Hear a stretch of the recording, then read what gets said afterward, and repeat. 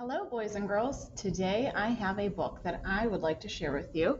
The title is Clark the Shark, and it is written by Bruce Hale and illustrated by Guy Francis. Clark the Shark. They have a submarine school bus.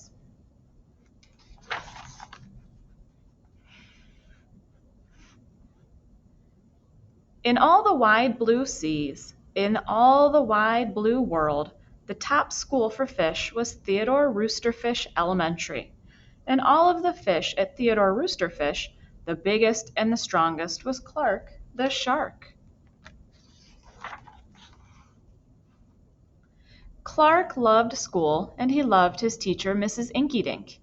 He loved to play upsy-downsy and spin-a-majig with his friends. Clark loved his life. School is awesome, shouted Clark the Shark.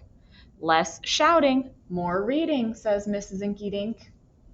Lunchtime is sweet, yelled Clark the Shark. Munch your own lunch, said his best friend, Joey Mackerel. Recess rocks, bellowed Clark the Shark. You are playing rough, Clark, cried the other kids.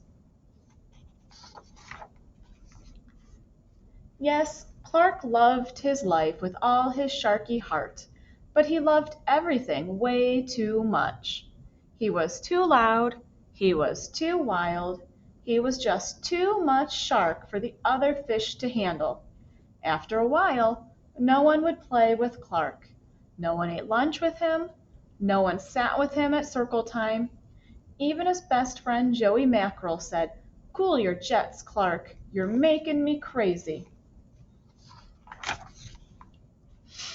One day, Clark asked Mrs. Inkydink, "What's wrong with everyone?" Mrs. Inkydink patted his fin. "Clark, sometimes you play too hard, you munch too hard, and gosh, you even help too hard." "But life is so exciting," said Clark. "There's a time and a place for everything," said Mrs. Inkydink, "and sometimes the rule is stay cool." At recess, Clark tried to stay cool, but he pushed the swing with too much zing. "Sorry," said Clark, "I forgot." "Yikes!" cried Joey Mackerel. At lunch, Clark tried to stay cool, but everything smelled so good that he munched a bunch of lunches. "Sorry," said Clark, "I forgot." "We're starving," said his friends. In class, Clark tried to stay cool, but a good book got him all shook up.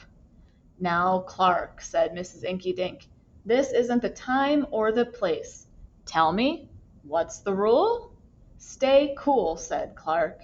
"Hey, that rhymes," he cried. Then Clark got a big idea in his sharky head.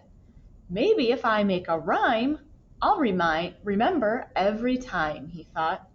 The next day, he put his plan to work.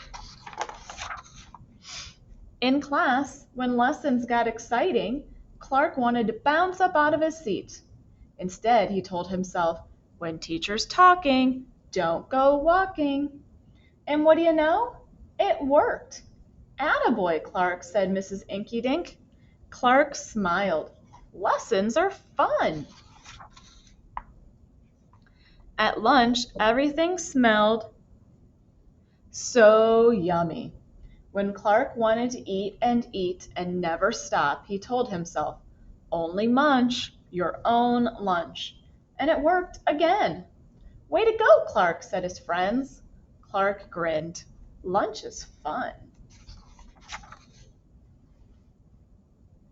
At playtime, Clark told himself, "Easy does it, that's the way. Then my friends will let me play." And playtime was fun once more. Clark loved his life. But then a shadow fell across the playground, a ginormous shadow with tentacles galore. "It's a new kid, And he looks scary, cried Joey Mackerel. Swim for your lives! The squid squashed the slide, and it snapped off the swings. Oops, my bad, said the new kid. Wait, said Clark. He just wants to play. Let's find a way.